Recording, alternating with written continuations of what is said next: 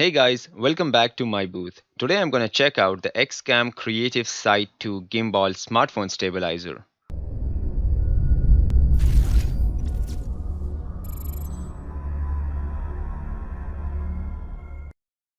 This was sent to me by Banggood.com about 2 weeks ago. It is available on their website for about $55 as of now. First things first, let's unbox it. The box has the picture of the device on the front. It says 2-axis stabilizer for smartphones. Here it shows all the possible positions you can hold it in. Nothing much on the back. Inside the box, we have the stabilizer, a micro USB charging cable, a hex Allen key, and a small screw. I'll come to this later in detail. Two foam pads, a user manual, an authenticity certificate, and lastly, there's a pouch for the machine.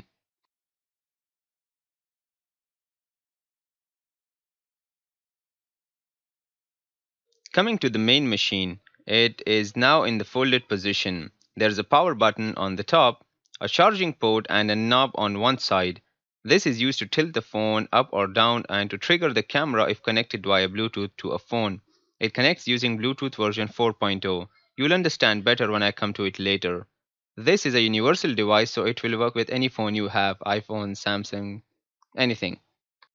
This here is a universal phone holder. There's nothing much to see in the design, so let's power it up and start using it. I'll go through a quick setup guide and then we'll get to some demos. First of all, you raise the flaps and insert your phone into the holder. You have to keep the phone camera on the left side and make sure to keep the phone perfectly centered for best balance. Now shake the whole thing slightly. If your phone stays centered or is slightly tilted to one or the other side, not more than 30 degrees, then you're good to go. If your phone is tilting too much to one side, push it to the other side to center it out.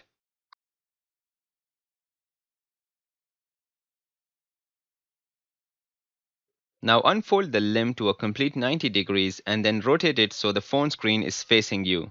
Leave the phone to see how it holds. If it stays straight like this or is slightly tilted towards the front or back, then it's fine. If it is leaning too much towards the front, then take the Allen key from the box, unfold the limb, and loosen this screw anti-clockwise, making sure you don't do more than one complete circle, and try the balance part again. If your phone is leaning back a lot, that means the phone screen is facing upwards, then unfold the limb and screw the nut tight clockwise, again making sure it's not more than one circle, and you should be fine. And at any point, the top of the screw should not go below the top of the plastic cone it is sitting in, or it will ruin your device. And by the way, it was this nut with the Allen key in the package earlier. They've provided a spare, just in case. Now, I'm not doing any of this because my iPhone 6 is perfectly balanced and I don't want to mess it up. I might have to do it if I'm dealing with a bigger or a heavier phone. Anyways, now that we have that out of our way, let's power it up. So I'm going to keep it in this position and press and hold the power button for about 2 to 3 seconds. The power button itself will light up in blue color and you can see the phone now is being balanced by the device. I can move the handle around and the phone will hold its position and will not tilt forward or backwards or even sideways for that matter. So this will basically stabilize your phone on two axes. You can see how the phone stays in the same position while I'm moving around the handle. It almost feels unnatural. It's like holding a chicken in your hands and moving its body up or down. Its head will stay in the exact same position. Google it. They've been blessed with the best gyro stabilization. Sometimes I think they were the original inspiration for these kind of gadgets. The handle will go around almost a complete 360 degrees, and the limb I think approximately 120 degrees. Anything beyond that and it will move the phone out of position. And if you do it with a sudden jerk, the gimbal will shut down automatically for the next 15 seconds.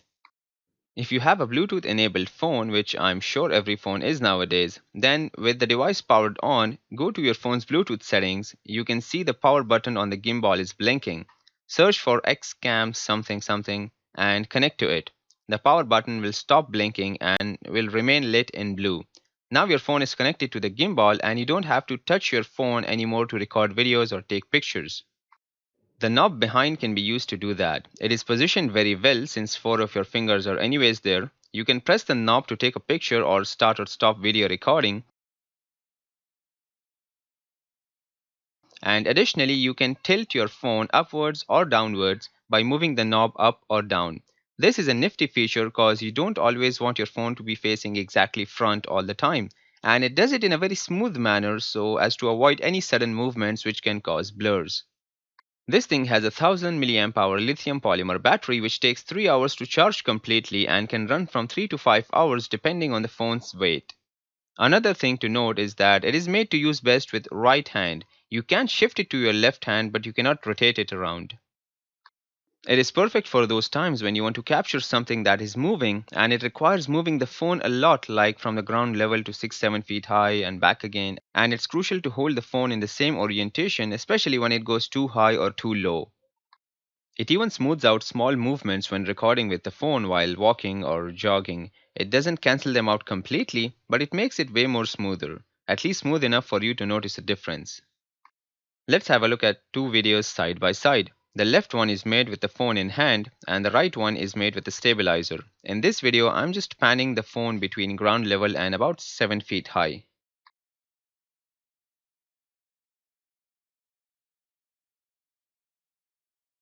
Next, I recorded a video while walking. Again, left is the one with the phone and right is the one with the stabilizer. Honestly, I don't see much of a difference here because iPhone 6 is already equipped with digital photo stabilization, so the videos seem pretty similar to each other.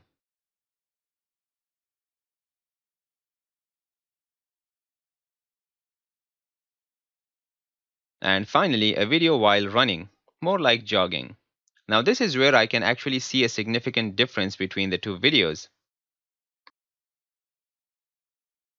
According to me, it is a perfect gadget for an average Joe. I've seen these things sell for as much as $500. Now I'm not saying this is better or equal to them at 1/10 of the price, but if you're not a professional photographer and you just want some decent videos on your family picnic or a trip around the country, then you better settle down for this at $50 or so.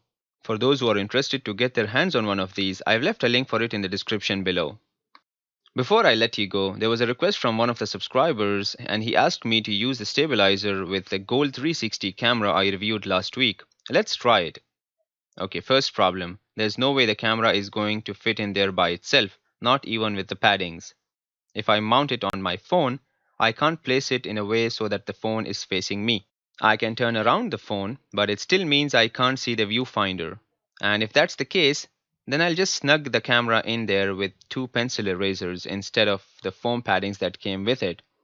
This is holding it firmly in place. As you can see, it does seem to be working. Honestly, I think the best way to shoot with a 360 camera is to place it on a steady tripod and leave it there to record. If I'm driving like in my previous 360 video, then I'll just stick my hand out of the car window holding the camera tightly and as stable as possible because I don't want to risk the camera flying out of the stabilizer while I'm driving at high speeds. If I'm walking around recording a 360 video, then I'll definitely consider this option because I know the result will be a little more stable. Well, that's it for today guys. If you liked this video, please hit that like button below and subscribe to my channel if gadget reviews and life hacks are your thing. You can also follow me on Facebook and other social media. The links to all of them are in the description below. Click on the thumbnails to watch my other videos or check out my YouTube channel for more. And as always, thanks for watching.